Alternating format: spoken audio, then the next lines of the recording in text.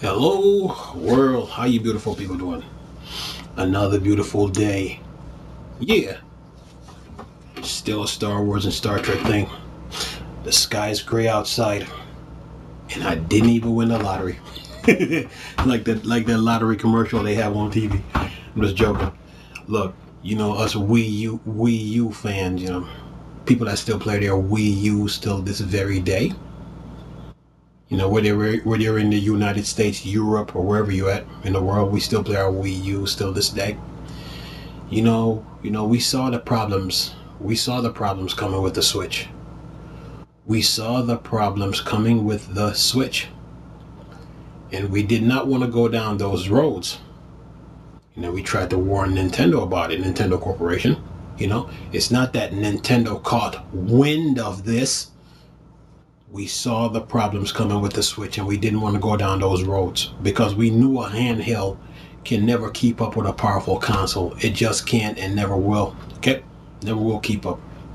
So we saw the problems coming, and we knew that the Wii U had all our needs met. We know that the Wii U had all angles of gaming covered. We knew that whatever direction Nintendo was trying to go in, Wii U had that covered. And the Wii U was designed right to pull everybody out that dark hole. A lot of us on the Miiverse knew this. So we didn't want to go down those roads. And the one missing piece to this puzzle was the GameCube. Okay? The GameCube was the missing piece to the Wii U.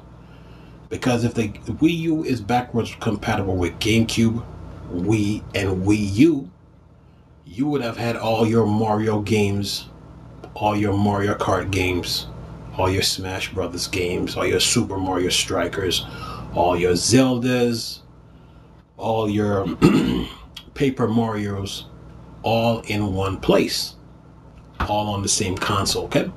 So we did not want to go down those roads, okay? And that would have put pressure on, that would have made Nintendo keep updating the eShop, keep updating the virtual console, keep improving the infrastructure of the Wii U, because everything is already in place. Okay, so the only missing piece to the puzzle to the Wii U was the GameCube, and then that would have also made Nintendo refresh the Wii U by fixing the tablet with the signal strength, improving the space on the 25 gig CD, fixing the GameCube, Wii Pro, Wii Classic Pro motion controller by giving those a USB connection and a rechargeability, and then making the Wii U backwards compatible with GameCube, but also you'd have to up the specs on the Wii U. Right? That's right. So anyway, the Wii U had the Nintendo fan base needs met. It was just missing the GameCube. And when I see the problems now happening with the Switch, us Wii U fans can sit back and laugh and say we told you so. Okay? We told you so. We saw this coming.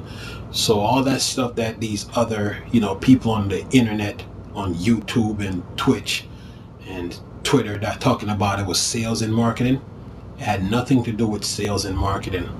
Okay? The Wii U just needs to be refreshed. So all that stuff that Nintendo made up about the Wii U, because they didn't want to fix the Wii U, because they wanted to drag you, the fans, down these long, boring, miserable roads. And as you can see on the internet, there's stories coming up all over the place about games being canceled, especially with those Mario collections.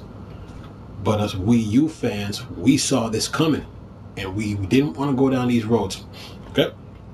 So with that being stated, man, the Wii U was the answer to the Nintendo fan base problems, okay? Because it had everything we needed, okay? I'm saying the Miiverse needs a coloring option. We got the virtual console. We have the internet. We have YouTube, Netflix, Hulu, and Amazon TV. We have a friends list, a meme maker, Wii U chat, and all the other features that the Wii U come with. Our needs were met. We were just missing the GameCube. And if the Wii U was refreshed, we wouldn't have missed out on all those games, including those Star Wars games, the Batman Arkham Knight games, the Avengers, you name it. Wii U fans saw that coming. So this big story about it was a commercial failure, it was sales and marketing, all those are lies, okay? And that was Nintendo Corporation created that lie, so they didn't have to had to refresh the Wii U. They wanted to control you, the fans that's buying the Switch, so they can have you buying the same games twice. But if the Wii U was backwards compatible with GameCube, you wouldn't have to be going through these problems. You would have had all your Mario games all in one place. And like I said before, that would have made Nintendo update the eShop and the Virtual Console, and then bring Super Mario Lost Levels and all those Mario games that they had in Japan that never made it to the States to the Wii U Virtual Console and to the eShop. So now you Nintendo fans are suffering, okay? Because you're going through turmoil right now with the Switch. But like I said before, the Wii U was the answer to the entire Nintendo fan base problem, and it still is to this very day. Okay, and for Nintendo to compete, you need a powerful console to match a powerful console. Stride for stride, speed for speed, edge for edge, tempo for tempo, blow for blow. So you need the Wii U to compete with the Xbox Series X and the PS5 with what they are coming with. I mean specs wise, and specs wise. So the Switch will never be the answer to the Nintendo fan base needs problem. Even if you don't build the most powerful console on the market, but with the Wii U, if you build it right, you can still get the games that Sony and Microsoft is getting. Let's say you take the Wii U back to the drawing board. You put about 8 cores running at 3 gigs apiece, right? You put about 10 gigs of GDR6 RAM. Use the same video card. You increase the 25 gig CD to 100 gigs. You make the Wii U backwards compatible with GameCube. You fix the tablet, fix the controllers. Bring the Switch Pro controller. Fix the SD card port, so now you can play Switch games, GameCube games, Wii U games, and next gen, and then have the Virtual Console on top of that.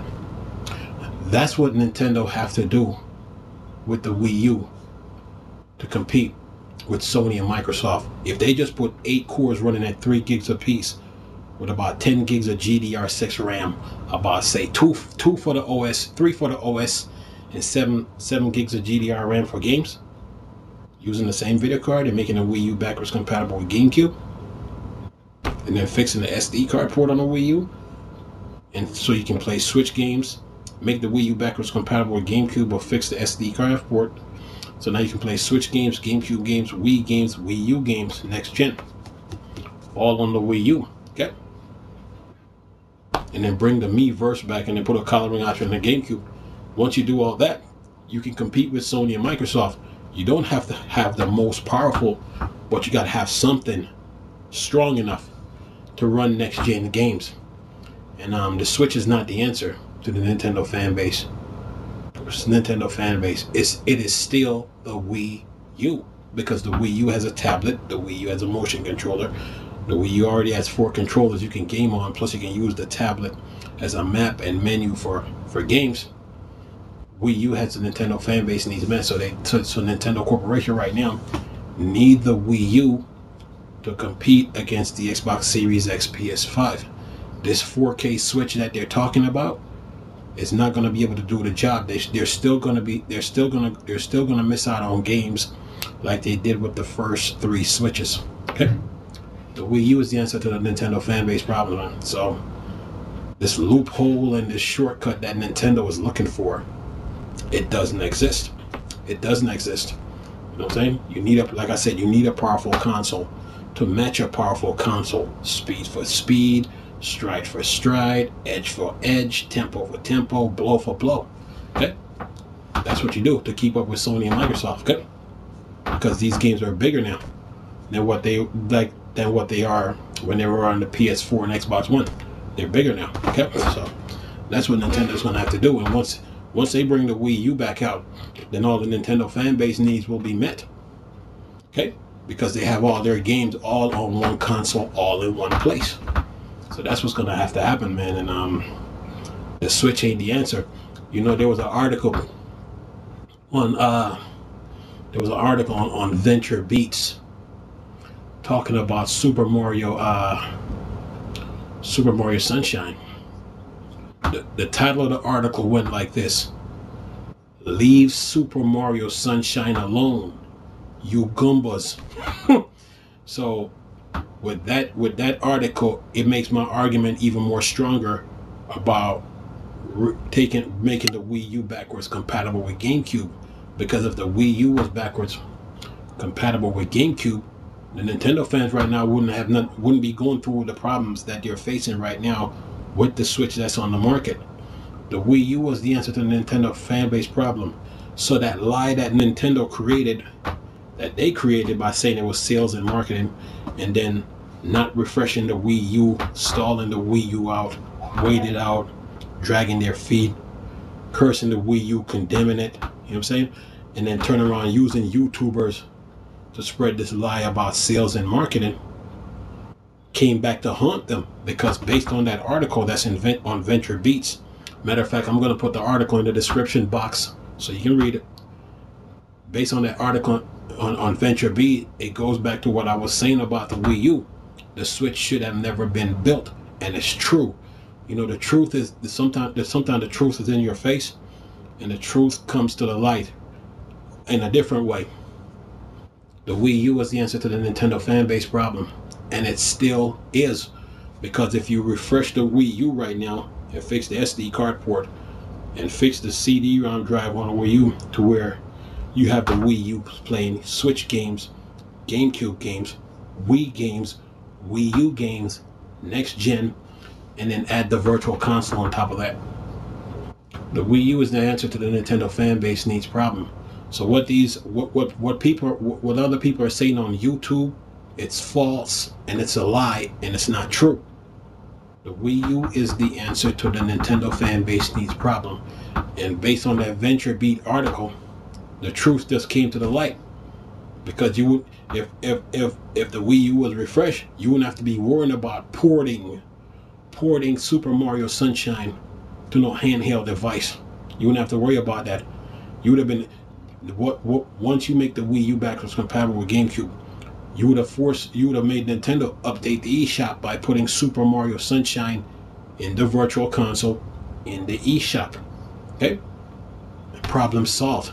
And all those other Mario games that you wanted to play would have came to the virtual console in the eShop, and your needs would have been met.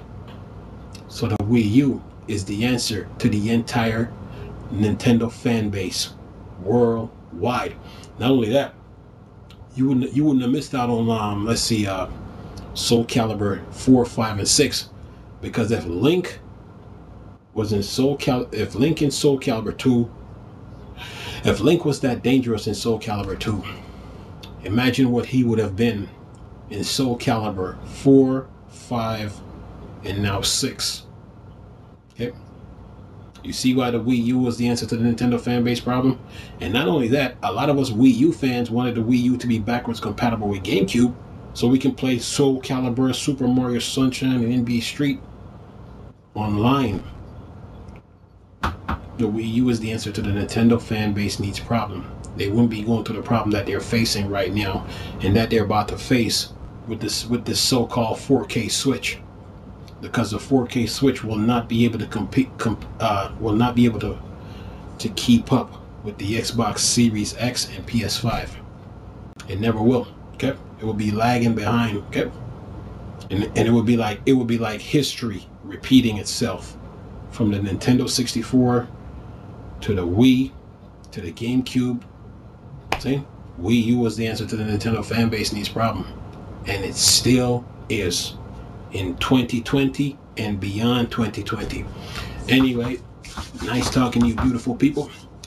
This Chris, who knows the Star Wars and Star Trek thing, the board, the dark side. I'm gone. Peace.